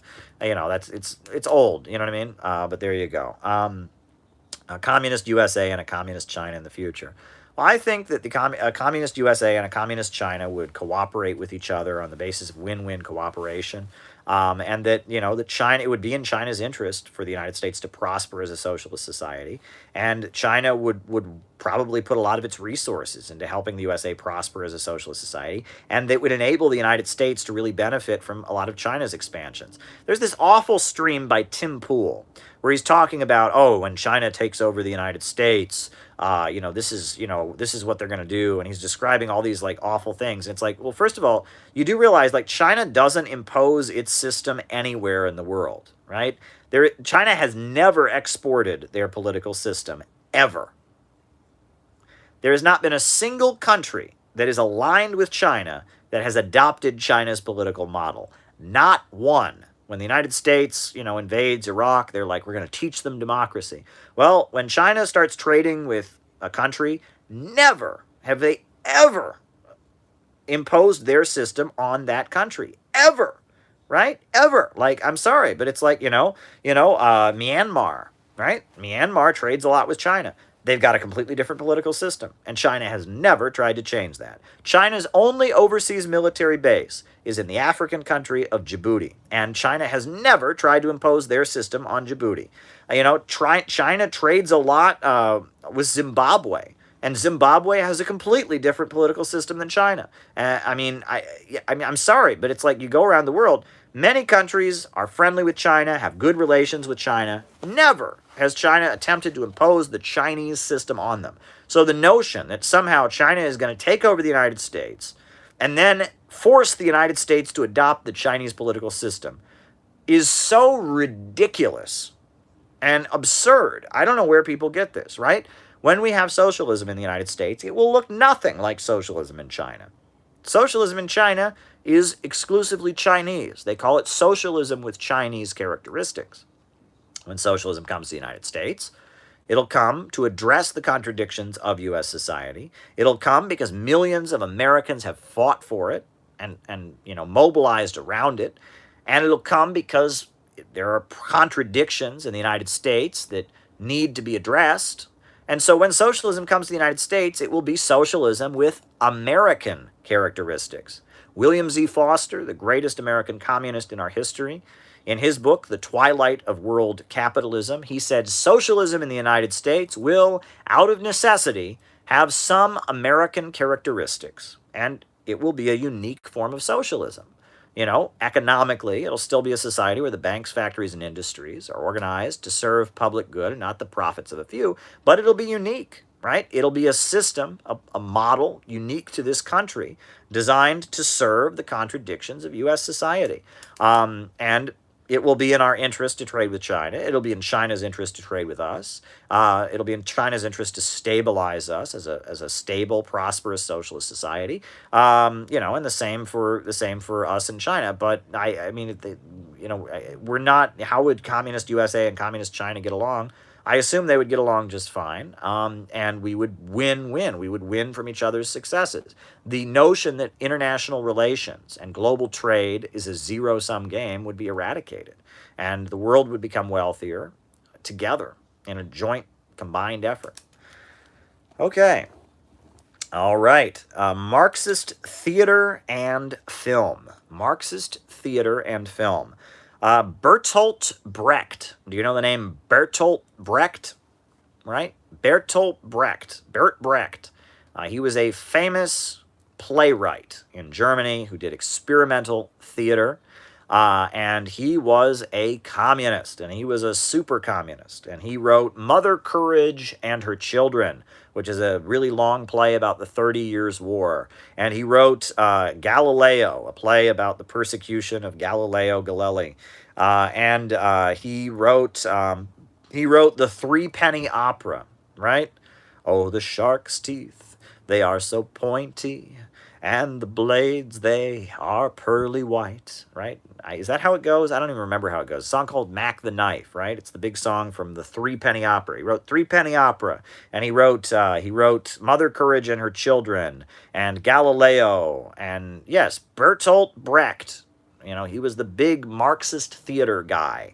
Bert Brecht. He did experimental theater, and he was a big Marxist communist, As far as film, as far as Marxist films, Sergei Eisenstein, the father of the montage, who did Battleship Potemkin and October and Ivan the Terrible. He's considered the great filmmaker, the great Marxist filmmaker of the same time. But there were many, throughout Hollywood, there were many people that were sympathetic to the Communist Party USA, especially during the Popular Front era. Charlie Chaplin had fundraisers for William Z. Foster's presidential campaigns at his mansion. And Charlie Chaplin, if you see his movie, The Great Dictator, which honestly, it's a comedy film, and it alludes to Nazi Germany and its persecution of Jews, which was a really, that was a taboo subject at the time. It was kind of a bold thing for him to make that movie. But honestly, most of the movie I don't particularly like. It's physical comedy, and it's kind of like watching Bob Hope. You're just kind of like, okay, I get the joke. Yeah, I'm not laughing, but I get the joke. But the end of the movie, at the very end of The Great Dictator, starring Charlie Chaplin, at the very end of that movie, Charlie Chaplin makes a speech. And that speech that Charlie Chaplin makes is a communist speech. And it's about technology leading to greater poverty. It's about the alienation of capitalism. It's about capitalism moving toward fascism. Soldiers, don't give yourself to brutes, men with machine hearts and machine minds, who tell you what to think, what to feel. He gives this epic Earl Browder Communist Party speech at the very end of the movie. And we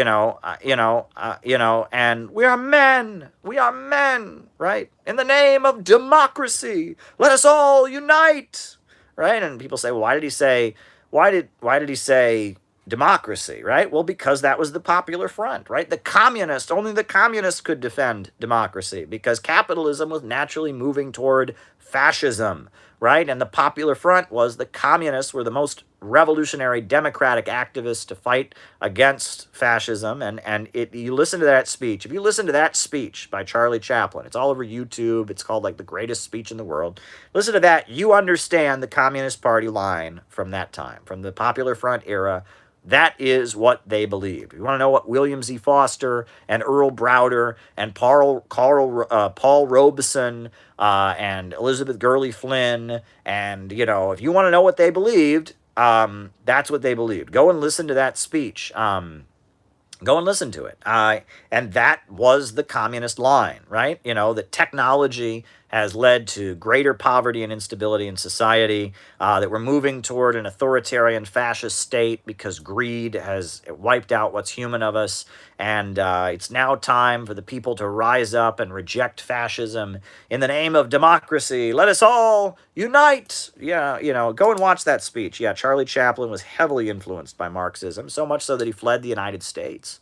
He fled the United States, actually, because of the fact that he was so well known to be a sympathizer with communism that during McCarthyism, he just left the country.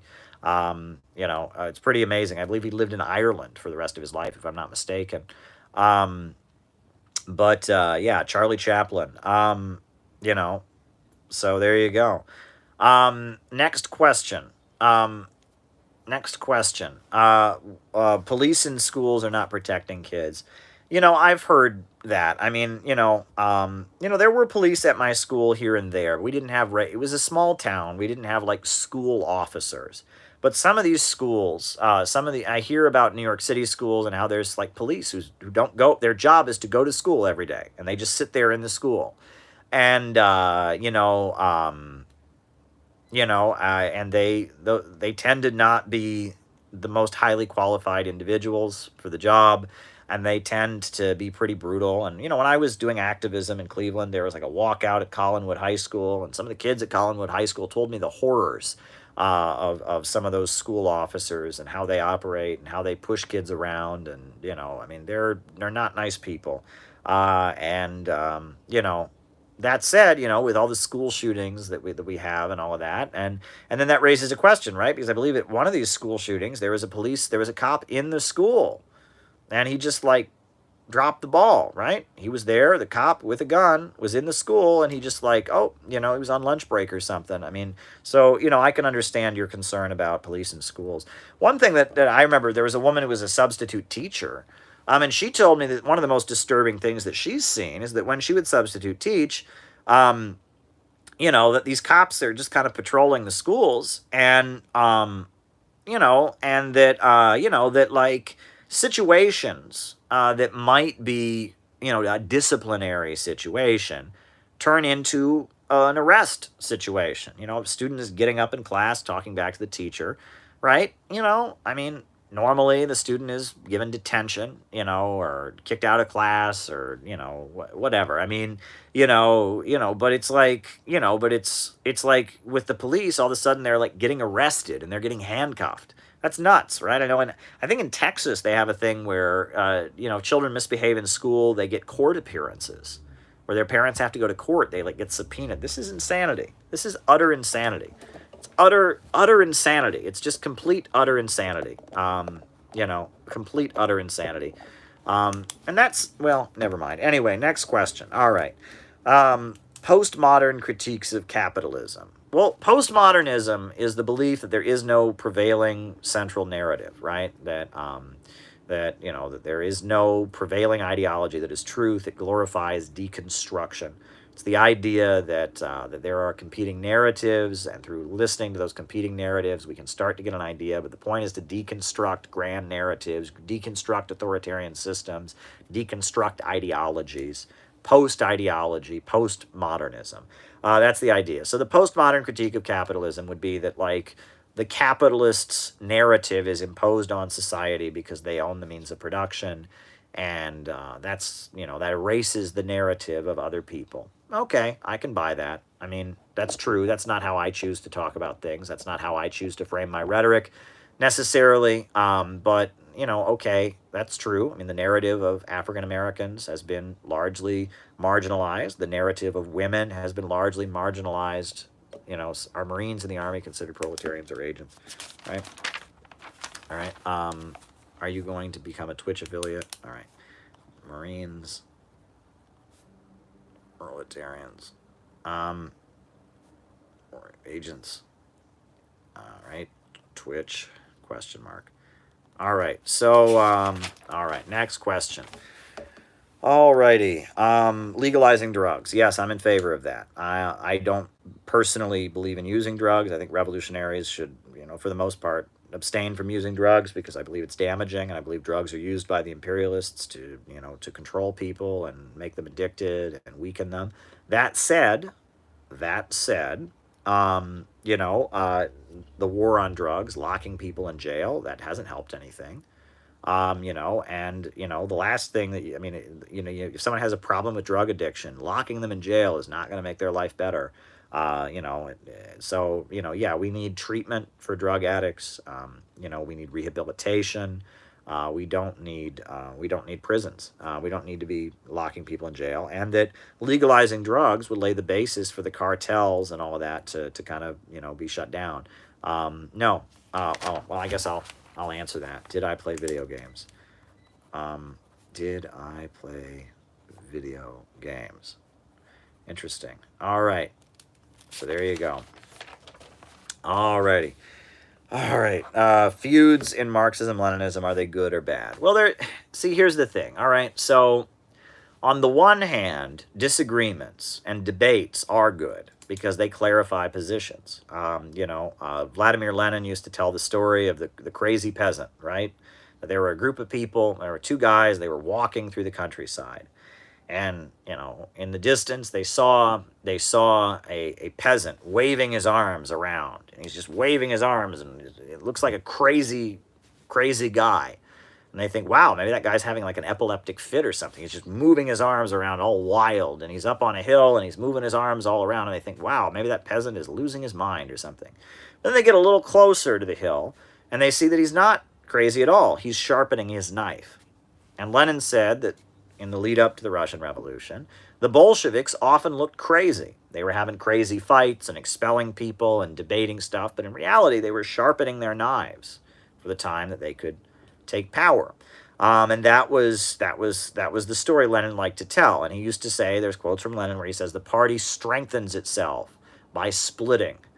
Okay, I mean, that's a fair point. That said, though, a lot of the internet feuds we're seeing are without substance. They're without substance. I mean, the fact that it's just like this land back thing, right? I have said for years that I am in favor of self-determination for indigenous people, and I'm in favor of reparations. I'm in favor of their right to separate and have their own territory.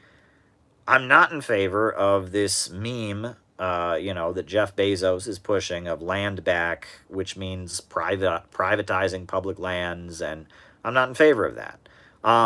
But immediately, all these people are on there announcing that I hate indigenous people. I'm a white, chauvinist. I think, what's his name? E.J., what's his name? American Johnson or whatever, put like an image of me and Peter Coffin, to say that we don't support indigenous people or something. And it's just like, it's like, this isn't substantial debate, right? They don't like me because Luna's fighting with Haas, and Luna blocked me, and I'm still friendly with Haas, so therefore I'm a bad person, and you're a bad person, and yeah, it's without substance, right? There's productive debates where people are like, I think this, we're going to clash and argue, and everyone gets smarter in the process, learning both sides of the argument, etc. And then there's stupid debates, which are just this personality is fighting this personality, right? It's like Dragon Ball Z or something. Dragon. I mean, it's look at my giant chest. Wah. I mean, I'm really over that. And it's always go for the jugular, attack the person on a personal level, say really nasty, offensive things about their relationships and their clothing and their face and their boyfriend or their girlfriend or their parents or their family or their voice, and it's just bullshit. It's just bullshit. I mean, these are not productive debates. So yes, there are productive debates about substance. When people are like, there's two people that have clearly different positions, and they argue with each other. And then there's the bread tube debates of our time, which is, you're a Nazbol, you're a big fat Nazi, everyone knows you're pretending to be anti-racist, but you're actually a white supremacist. And it's not productive. It's juvenile, misrepresenting other people's positions, lying to people. There you go. It's a lot like Red Precarian says, Og the Destroyer. Og smash. Og no like Haas. Og think Haas stupid. Caleb talk to Haas. Og hate Haas. Og hate Caleb. It's just like that. I mean, it's just like, so it's like there's productive debates and then there's dumb stuff. So I don't know. I mean, but then again, I mean, look, Surfing USA, this guy Surfing USA, all he does on his channel is this kind of crap. To not just to me, but to all kinds of people. He just insults people's intelligence, insults the way people look. He's a professional cyberbully who harasses people. And there you go. Right. And it's not productive, right? We can do better than this as a movement. And, it's the problem of being quote unquote chronically online. Right. And it's not very productive. And it's just like, again, there are some people, look, on these lives, we talk about a lot of things with a lot of depth. We don't just sit around and talk about, who's a racist and a sexist this week and who you're supposed to boycott and what the latest, Jeff Bezos sponsored Twitter campaign, and what's trendy among liberals this week. We're actually trying to push a real ideology here. And that's what's special about what we do. So there you go. Alrighty. All right. The Red Brown Libcom article. That article, okay, that's an interesting article because first of all, that article, when it first came out, it's very old. It's been around for a long time. When it first came out, I was fascinated because it was fascinating. So it's this very, very lengthy document. I believe it's 75 pages. I printed it out when it first came out. There's a big section on me, big section on all kinds. Everyone who ever said anything good about Syria is on there. I mean, Samira Khan, right? Miss New Jersey 2016, my former co-worker, friend of mine, Samira Khan, Miss New Jersey 2016, Pakistani American, she's on it. blackagendareport.com is in it. Cynthia McKinney is in it. The Party of Socialism and Liberation, the Workers' Party of Belgium. I mean, it's like the biggest compilation of every left-wing voice who has ever taken a positive stand on Syria. And it's this big document trying to make the case that they are all Nazis. And it's it's meticulous research. I am convinced no one did that for free. Okay. That is paid work. Some foundation or something paid somebody to stalk people on the internet to do that, because it's, again, if anyone did that work for free, I really pity them. Because it's stupid work, number one, trying to Nazi bait Cynthia McKinney and Black Agenda Report and Samira Khan and myself. So there's that. And then on top of that, it's really meticulous work. I mean, they really dug.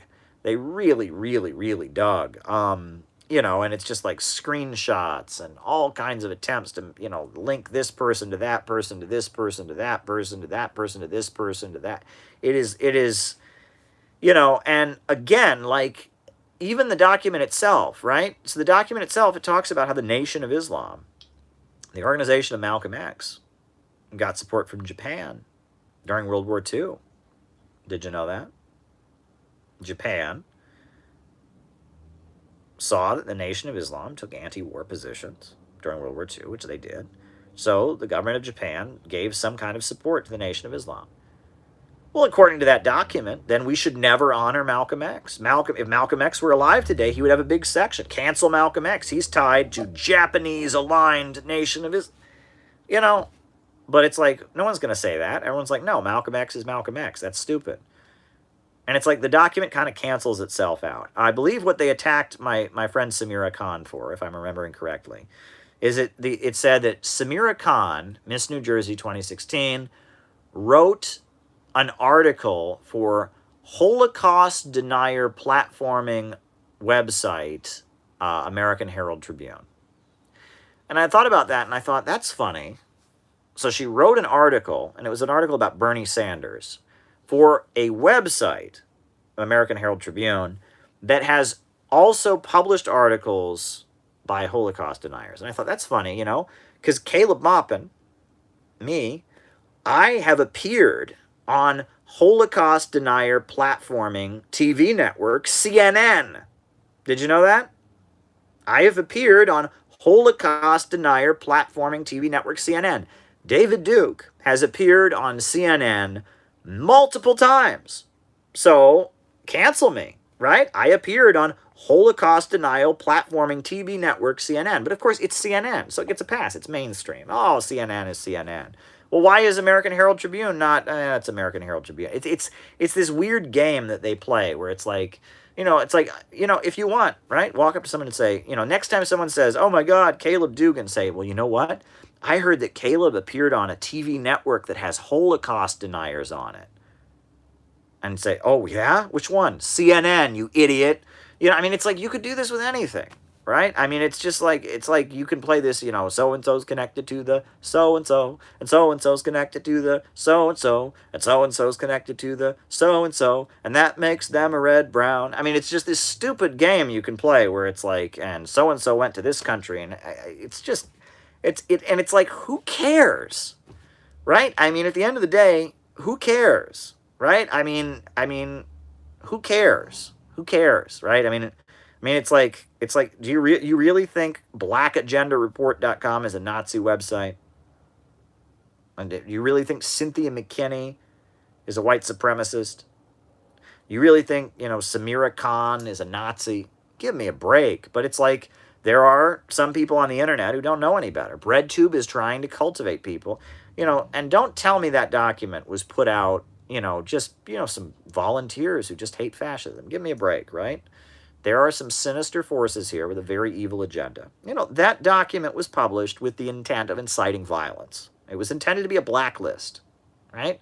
It was intended to be a blacklist, and it was intended to incite violence, And I think it's intended as a blacklist. The idea is that if one of these people tries to get a job at one of these liberal NGOs, if you try to go get a job at the ACLU or the American Federation of Labor or Planned Parenthood, there's going to be one of these stupid, like, anarcho-liberals on there and be like, but I found his name in this document that says that he's a red brown because he's against bombing Syria. Don't hire him. He's a Nazi. He's, and that's the idea, right? It's like a blacklist that, like, anarcho-liberals, that's what I call them, right? It's like they're liberals, right? They hate Trump. They hate conservatives. They work for liberal NGOs, but they have a nose piercing and a tattoo, and their hair is purple. So they're like, I'm an anarchist, man. I'm totally cool. I'm an anarchist. I watch Vosh, right? One of those. And the idea is it's like a blacklist that all those people can, like, destroy and harass other people with.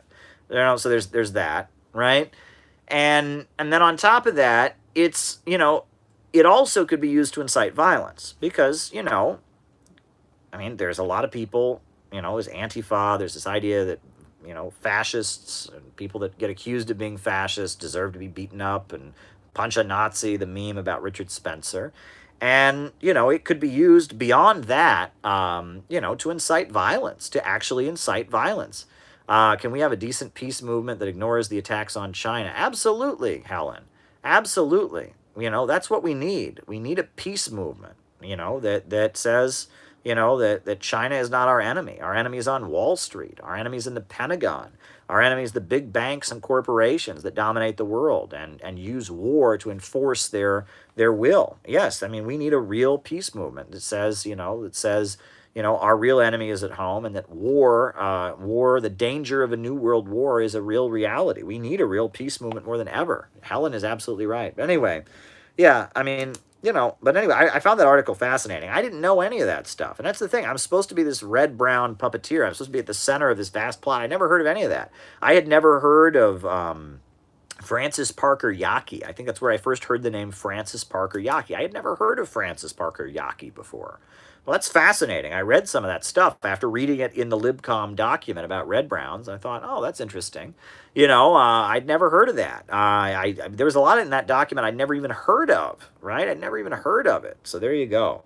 There you go. Alrighty.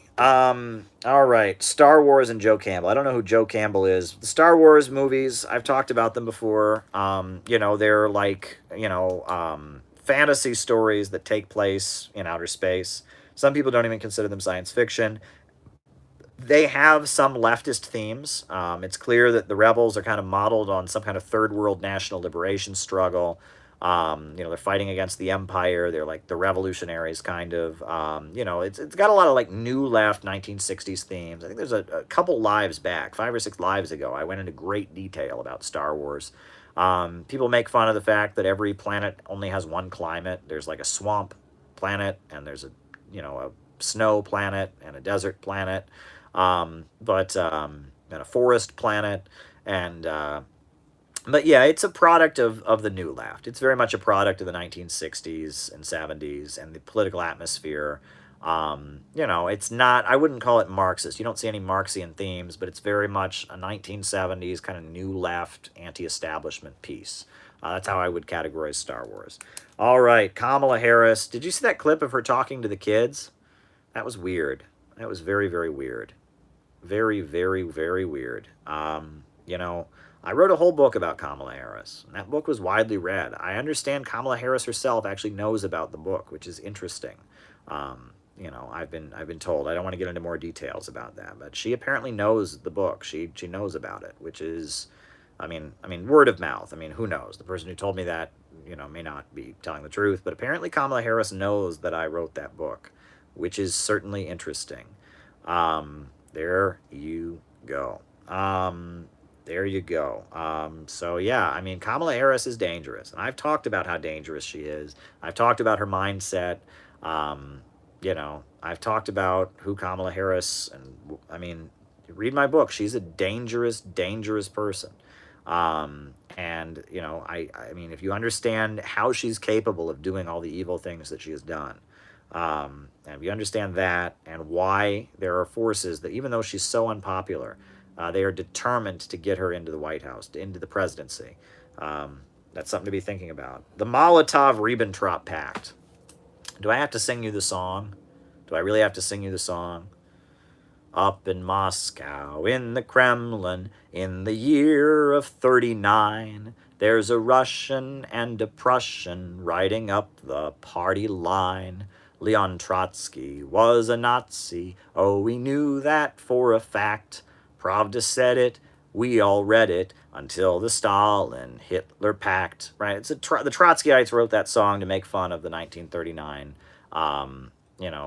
Ribbentrop Pact. But yes, in the fall of 1939, the Soviet Union had gone to every other Western country and said, can we make an alliance against the Nazis? After that happened, France briefly had an alliance, and they didn't, and they broke it. And then the Soviet Union, was turned down. And so, as a last resort, they signed a pact with the Nazis, the Pact of 1939, and it drew a line down the center of Europe, and it said, the Soviet army will stay on this side, and the German army stays on that side. And that was the pact, right? Is that you keep your army on this side, we'll keep our army on that side. And then some people say that there was a joint invasion of Poland, and that's a lie, because the Nazis invaded Poland, and the Polish government collapsed, and it went into exile in Britain. And never did the government of Poland in exile ever, yeah, me too, I would love it if she publicly acknowledged it, but never did the government in exile in Poland ever declare war on the Soviet Union.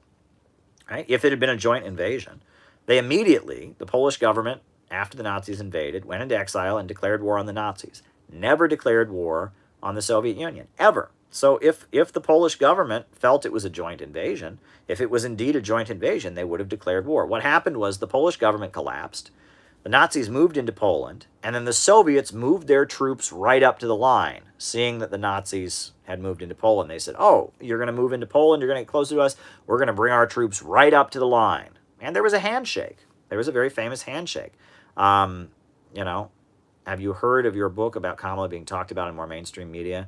No, I haven't, but I wish it would. That would more people would buy it and read it then. But no, I mean, I've heard through word of mouth that she knows about it. We got a really nice review in Morning Star, and we got a number of other people talking about it. I've given some presentations and stuff. But no, we haven't. But that'd be great. I mean, that'd be great if we got some mainstream play for the book. But yeah, the Molotov-Ribbentrop Pact of 1939 was a temporary move by the Soviets to buy time to prepare for the Nazi invasion, and it didn't work. Ultimately, I mean, it didn't succeed. At the end of the day, the Soviet Union, ultimately was attacked by the Nazis, and they knew that the Nazi invasion was inevitable. But it was a tactic to, play the divisions among the imperialists against each other and buy time, and it worked. So there you go. Next question: who's Ernst Mandel? Ernst Mandel was a Trotskyite economist who lived in Europe.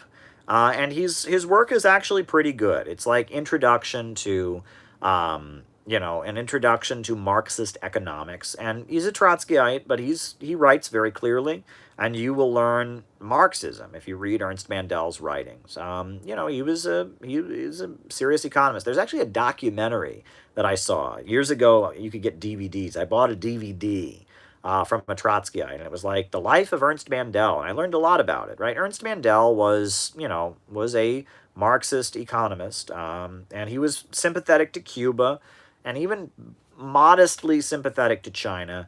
But he was, obviously he was a Trotskyite, and when it came to Poland and Czechoslovakia and and the color revolution stuff, he was wrong. But he was sympathetic to China and sympathetic to Cuba and Che Guevara, and he wrote Marxist economics and capitalism and the problem of overproduction, etc. So I can respect him on some level.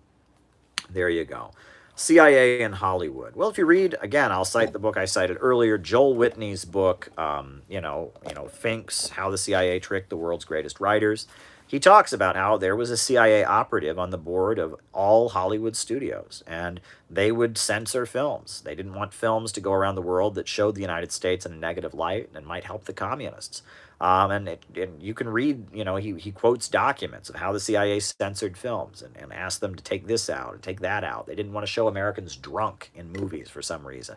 They had very weird, covert efforts to manipulate films. You can read all about them in Joel Whitney's book. Another thing, though, is that military intelligence agencies have also sponsored and promoted, Hollywood movies, to do things the way they do, right? And the relationship between the military intelligence,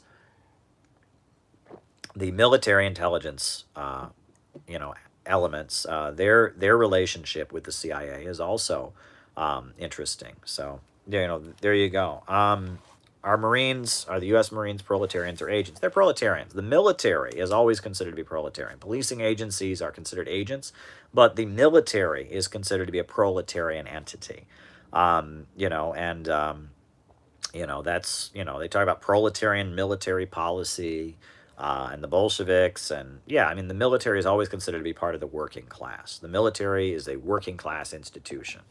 The military is a working class institution. That's generally the Marxist perception, and that communists want to recruit from the military. They and that's always been the position. Communists want to recruit among soldiers. They want people in the military to support them. That's always been the policy, right? I mean, the Russian Revolution, there was a lot of recruiting of soldiers. During the Vietnam War era, there was a huge effort to recruit soldiers. So there you go. All right. Will I be on Twitch? I set up a Twitch account. I don't know if do I need to monetize it, or can I just start streaming? Like, how does that work? I need to watch I need to figure it all out, I guess. But I set up a Twitch account, and I'm going to start doing Twitch streams pretty soon. Did I play video games when I was a kid? Well, here's the thing. I was never allowed to have a video game system when I was a kid. But I did have a babysitter, and I would go to her house, in the summertime. And I remember I used to play, I think I used to play Mortal Kombat at her house until my mom found out about it, and then she wasn't happy, so we had to stop. And I had an uncle, and he had the game Doom on his computer, and so I would go to my uncle's house, and we'd play Doom, and and we kind of and I don't know. Yeah, it was just, my parents, didn't particularly want me playing video games, and we never had a game system. But at the same time, I played it here and there, honestly. But I mean, there are better things to do. I don't know. I mean, I again, I mean, I'm not against it if video games bring you joy, and I need to relax actually. And so it's good to have like kind of a something you can do that's not you're not too invested in. You can just kind of relax. So maybe it's something I ought to learn to do. Um, you know, there you go. I mean, I've lately been playing a lot of computer chess because I've said in the past that chess it's almost like exercising, right? It's important to go exercise, and for me, because I'm not very good at chess, I know that it's stimulating the more strategic part of my mind that is more clear-headed and such, and so I'm playing chess as a way to kind of like focus and keep my mind occupied in kind of a good way. So there you go. There you go, folks. And that concludes my live stream for tonight. I do appreciate all of you. I want to thank all of you who sent donations to support the John Brown Volunteers and to support the CPI delegation to Nicaragua. Your support is very much appreciated. I want to thank all of you for what you do, and you'll be hearing from me. If you are one of the people who sent the contribution, so you'll be hearing from me about getting to watch the final Saxton lecture. Yeah, thank you very much. If you still want to jump onto that, the link is right down below. And on that note, folks, I think we are going to end here. So, a new upsurge in the struggle against U.S. imperialism is now emerging throughout the world. Ever since World War II, U.S. imperialism and its followers have been continuously launching wars of aggression, but the people of various countries have been continuously waging revolutionary wars to defeat their aggression. While the danger of a new world war still exists and the people of all countries must get prepared, revolution is the main trend in the world today. And while the danger of a new world war still exists and the people of all countries must get prepared, revolution is the main trend in the world today. Good night.